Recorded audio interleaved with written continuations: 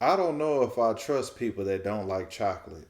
Unless you like allergic or something, but what is that not to like about chocolate? That to me is a problem. Just think about it. The people that got maybe yeah, if you got allergies it's cool, but what's wrong with chocolate? Yeah, I'm being judgmental right now because I don't rock with that. Today we had a psychologist pull up to the job to talk about imposter syndrome to close out Black History Month. And I think it was such a great experience because I struggle with imposter syndrome, believe it or not. Among other things, imposter syndrome essentially is when you don't feel like you are capable of whatever you're responsible for. It might linger in the thoughts of you not believing that you are who you think you should be. And it's so many things that can trigger imposter syndrome or kind of step into what gives you that like mental issue. And for me, I struggle with it. I think it's just because I'm very critical of myself and I hold myself to like a very high standard and it affects my aptitude when it comes to performance evaluation. Because I used to be really big on feedback and needing words of affirmation and like attaboys and things that I was passionate in, whether that be sports, school, social settings, and the list just goes on and on. And a lot of times it can stem from feeling like you don't measure up to the competition that might be evident, like you would see in sports, or a competition that could be in the classroom as far as receiving the best grades or being the go to person to understand the material. And socially, it could be not fitting in with the group or being the person that thinks outside the box, among other things. But the core of it, for me, imposter syndrome can kind of sip in from failing at something or not feeling adequate. But part of the solution to the imposter syndrome is accepting that you're not going to be able to do everything full out, the best effort, get 100% at all the time. And that's something that I had to work with because of the fact that I'm very critical of myself, especially in areas that I'm passionate about. I used to avoid participating in things that I knew I wasn't good at, and I spoke on that the last episode. But as of late, I've been embracing areas of discomfort to experience things and be comfortable with not doing things perfectly. And it feels good. Additionally, I brought up how I would like try to face issues or struggles head on and just fully plunge into difficult situations under the guise that, oh, it's not gonna kill me, it's only gonna make me tougher. And that's not always the healthiest thing because you can hurt your head running into things head on. And as I grow through this imposter syndrome and try to fix some of those mental issues, it's just a matter of giving myself grace and patience. And I've been doing really good about that lately. I'm not holding myself to this perfect standard. I've actually been a lot more comfortable with accepting that I will fail at things. And even in some cases, not even trying to experience things as something I need to pass or fail. And part of that could tie into so many other aspects of life. Even in relationships, I would put myself in positions in relationships where I felt like it had like this had to be the one. If I was dating somebody, I wanted it to work to lead to marriage so that I wouldn't have to go through a heartbreak again or the dating process from the beginning all over again and kind of get comfortable in not being in position to fail at a relationship. But that's a part of dating and growing. And I'm comfortable with that now and I'm eager to learn more about myself through that process. However, I am taking the time to heal so that I can do it in a healthy way without a lot of the negligible things that kind of hold me back in dating. And imposter syndrome can be a good thing in some cases because it can reinforce you to learn how to be better at what you're passionate about and expose you to things that you really care about. It also can hold you accountable Some people deal with imposter syndrome when they either under prepare or over prepare because they lack the confidence. And you kind of want to exist in the happy medium of you're doing enough work, but you're also allowing things to just happen naturally because you can plan and plan and plan, but that doesn't mean things will always go according to what your desired income or outcome will be. Really was appreciative of the event. It helped, it gave me a lot of peace and calmness about myself. And I'm super happy to like tackle dealing with imposter syndrome because I didn't realize or at least put to thought how much it impacted me because I didn't have a phrase to put towards it or I didn't have a action plan to kind of mitigate it. And if you're dealing with imposter syndrome, there are a lot of resources out there that you could look into to help you understand what might trigger your imposter syndrome or what might be a solution to helping you deal with it. But if I can offer you anything, is to know that you're not alone if you feel like you struggle with imposter syndrome. We're all out here. And I think about the phrase, you got to fake it till you make it. And in some cases, that isn't always the healthiest option, but sometimes it could be the option that gets you over that mountain that you're trying to climb. I think the most valuable mistake I made in the past calendar year was that I did not allow myself to take more chances and experience things. This year, I'm going to take a lot more risks, bet on myself more, and be confident in my ability to bet on myself. And like allow life to just happen to me and not try to have so much control over the outcome, but just give my best effort and let the chips fall where they fall.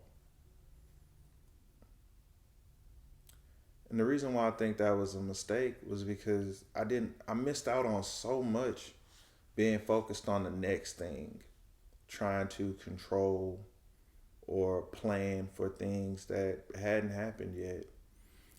And when I look back on my past experiences, I realized that I had a lot of great moments and memories that because I was so focused on getting to the next thing that I didn't get to enjoy them fully. So many great experiences this past calendar year that I will appreciate a lot more now in hindsight, and hopefully in the future I will appreciate more things that happen to and for me. I had a great Valentine's Day with my coworkers. I was in New York. I posted a reel about it to highlight some of the cool stuff I did, but I really love what I do at work. Traveling is cool. It's really great when you don't gotta pay for anything. That's probably the best part about it. The only thing I didn't get to do was work out, and that kind of bummed me out a little bit because I've really been tapped into this fitness journey that I'm on. I've been doing good about it, but things will work themselves out. No pun intended. I went to the gun range with my brother the other day. We had a good time just shooting, and that's like a new thing for me, getting comfortable with my firearm. It's been a lot of fun. And what else? I'm looking forward to the rodeo. I'm going to see Bun B, and I got a whole rodeo fit planned. I'm finna be fly. Y'all go check that out on my story. I'm probably gonna post about that later. Here is my recap for the Bun B takeover at the rodeo. Yeehaw, baby.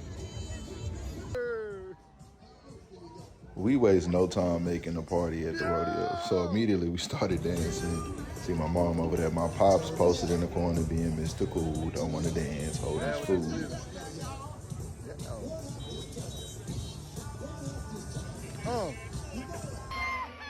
I was so surprised Erica Badu performed. Like this was a bucket list to be able to have my mom watch Erica Badu perform. Like it was amazing. The other performers did a great job too. Really enjoyed that and looking forward to going again. Ran into some of my high school friends at the rodeo. Shout out to Lori and Bree. We flicked it up. Speaking of flicked it up, do y'all see how handsome I looked? Shout out to my LB that showed up to the rodeo. Ran into him out and about, carrying on by this time. We done took a lot of photos. I even got my dad to take a picture with me, which was a lot of fun. And yeah, I'm embracing this new physique. I got the gym stuff coming later. Did not get a t-shirt, but one of my friends did, so I was very happy for her. Look at us buying hats at the rodeo and checking all that stuff out before we got settled, but it was a great time. I have been I've been spending a lot of time getting involved with various things that I enjoy, but also learning the importance of setting boundaries and not overextending myself. I've been really getting involved with serving in church. I'm a part of the college prep ministry now. Having a lot of fun doing that. We are working to get high school students ready for that next step in life, whether it be college or other things, because you don't always have to go to school. I have some friends that are in various trades and they really enjoy what they do.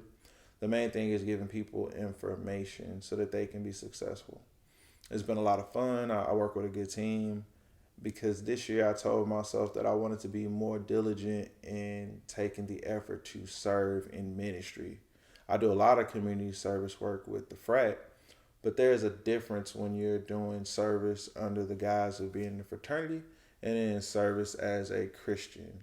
And I want to be able to clearly define when I'm servicing for the Lord and not servicing for the brand of the frat. It's been a lot of fun prepping for that, and I'm looking forward to getting these 11th graders ready for college. If they watching this pod, I just pray that they got grace with me because I am not a perfect person. I'm a growing person, and if you're watching this, don't bring it up at church unless you need spiritual guidance because clearly this is supposed to be a safe space.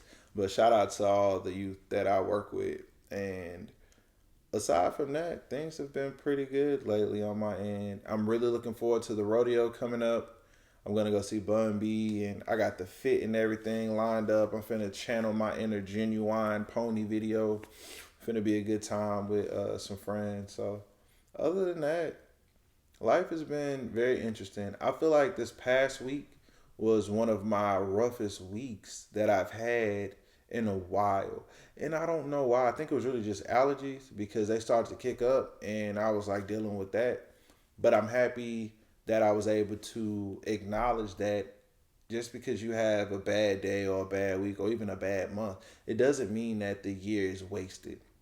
We just in the end of February going into March and it's still a good year. I've been able to enjoy things and be present in the moment, and it's been really good. I'm looking forward to these trips that's lined up. One of my good friends is getting married, so we got a bachelor party in Vegas. That's gonna be a lot of fun because I like casinos, and I already got some money put aside so that I can go turn up in Vegas. I'm really looking forward to that. That's my first time. We're gonna get on RVs and all that stuff and do the whole thing. So Vegas is gonna be dope. Planning has not been my best friend lately. I've been a planner ever since I was in elementary school because I would forget stuff and get in trouble for not getting my homework done or doing chores around the house. So I stuck with just writing everything down that I needed to get done. Even I would plan rest and like taking breaks. But lately, as much as I try to plan stuff and have it all put together, life just keeps happening. And you can't plan for everything. You can only prepare yourself for the opportunity. And that's just my personal opinion about things as a serial planner. But it's okay because life has been spontaneous lately and I'm enjoying it. I still plan a little bit and put stuff to paper to kind of give me a realm of what needs to get done because I do a lot. It's just easier to experience life for what it is. I don't know if you struggle with planning too much or lack thereof. Try to find a balance to where you're not over or under doing things when it comes to being prepared. But I'm breaking up with being an over planner. It's hard. It's a very demanding relationship. But I think it's time that I give a break to this over planning and learn to embrace life for what it is, random and unexpected, but still good. One of the things that I am very intentional about this year is knowing my limits and getting comfortable with accepting that I have limitations and working to apply them when necessary. Hustle culture is like very prominent lately. Like everybody talking about grind, grind, grind, and put all that work in, but I don't want to burn myself out. It's too much life for me to live. Life is short, and I don't want to spend my life working so hard to the point to where I don't get to enjoy things. Additionally, overworking yourself has its burdens, and underworking yourself have its burdens too. I just want to find that middle area to where I am efficient and comfortable. If you don't take the time to know your limits about things, you run into the problem of not being efficient or healthy. And right now, I am working every day to find out how to get more comfortable with rest. And that itself is just like mind blowing. But I'm taking the time to listen to my body and allow myself to recover and be patient and not put pressure on myself. Even with this pod, I feel like if I don't put an episode up on time every week, I'm failing at something because people are looking forward to this, and for the most part, if I rush it and I just put out anything, then I'm doing myself a disservice because it's not coherent. I'm rushing to get through the talking points, not really taking the time to breathe and address the issues or the subjects. It's good to take a deep breath ever so often. If you're watching this right now, take 3 deep breaths. Just stop what you're doing and breathe. It feels good to breathe. See, look.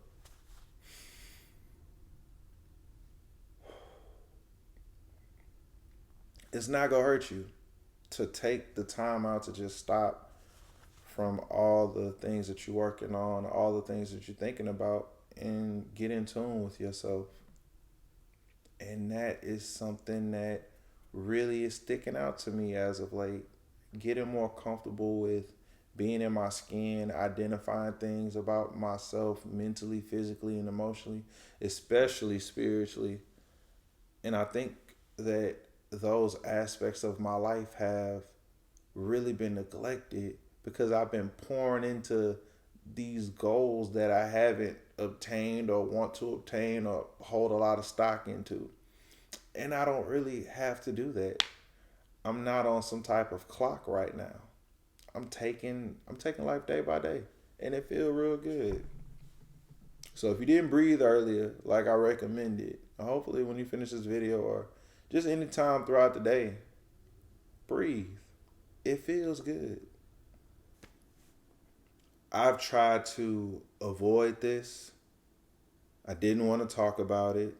I was going to ignore it, act like it never happened or isn't happening, or just do everything in my power to treat it like it doesn't exist and it isn't going to change things in my life. I can't hide it anymore, and I got to embrace it and address it for what it is. Creed 3 is dropping, and I don't know what I'm finna do. Because I be in the gym trying to get in shape. I don't have desserts no more. I ain't been drinking like I used to. But for the life of me, I can't keep up with Michael B. Jordan. Since Creed 1 dropped, I was like, I gotta get this together. Ain't no way. Because for me, I didn't win the genetic lottery. Like, I got cousins that's like 6'3", 6'9". They swole. They playing D1 football. All that. I got none of those genes. But I felt like I could keep up with Michael B. Jordan. And then I went bald. And I was like, okay, well, I could be swollen than him. But yeah, nah, that ship has sailed. I saw the trailer and they got Jonathan Majors in there. He's swole too, eating 10,000 calories, working out 6 times a week. I ain't got that in me. And ain't no hope. I'm just gonna be my best self. And that's okay. But I ain't really cool with that. Like these brothers in there, because I don't have a problem admitting when another man is physically fit. That doesn't affect me. It only motivates me to want to be better. But he been dealing with that and working with that for like the last however many years. And it just ain't hit. Like I ain't got it. I gotta accept my L, man. And I know the movie gonna be good. But speaking of that though, I know that script changed. Something in me tells me like for artistic integrity, he was gonna lose that fight to his partner, and it was gonna be like a good end to the trilogy, and they was gonna get cool. But ain't no way I'm getting out of a relationship. I'm directing the movie, and now I'm gonna lose the fight. Couldn't be me. I'm just saying, and I'm speculative. I don't know what's really gonna happen. I ain't seen the movie yet, but I will say this: I'll be surprised if you lose that fight. Other than that, I think the movie is gonna be real good, and I'm looking forward to checking it out. They also had this clip of him doing this interview with this young woman that he went to school with, and she used to call him corny. And everybody did the whole beat it chick meme, and that affected me because I started to think about how I've been corny. Like I am a nerd. I like anime. I'm not all into anime, but I enjoy comics. I like collecting toys and like Transformers and stuff like that. And I'm really into tech. And I was corny in school. And I'm corny to this day. I used to want to one up the people that used to think I was corny or like a geek. So when I saw Michael get his like, I'm saucy, I was like, yeah. But when I finished it, I realized he still hurt about that. And it happened when he was in like the 7th or 8th grade. So I had to think about myself in that situation. And yeah, I definitely was affected by not being one of the cool kids in school. But it came a point in my life where I just had to let that go. Even if the cool kids were doing better than me or weren't, it didn't make me any less or more corny. And it's okay. I'm going to make a conscious effort to try to encourage people not to want to be vengeful all the time. It's not healthy. Like I'm sure he held on to that for that long. And yeah, it probably felt good, but it don't change the past. And I think about where I've done that, especially in relationships. Don't let a relationship end. Then I gotta stunt. I gotta make it seem like I'm doing so much better and my feelings not hurt and oh I'm good and you really lost, I'm the prize. None of that matters when your feelings are hurt. You just trying to feel better. Instead of just addressing your feelings and understanding how you are in that moment and what you think and how your heart heals. It's okay. It was funny though. Because even at the end, she was like, you're not corny anymore. And he still might think he a little corny.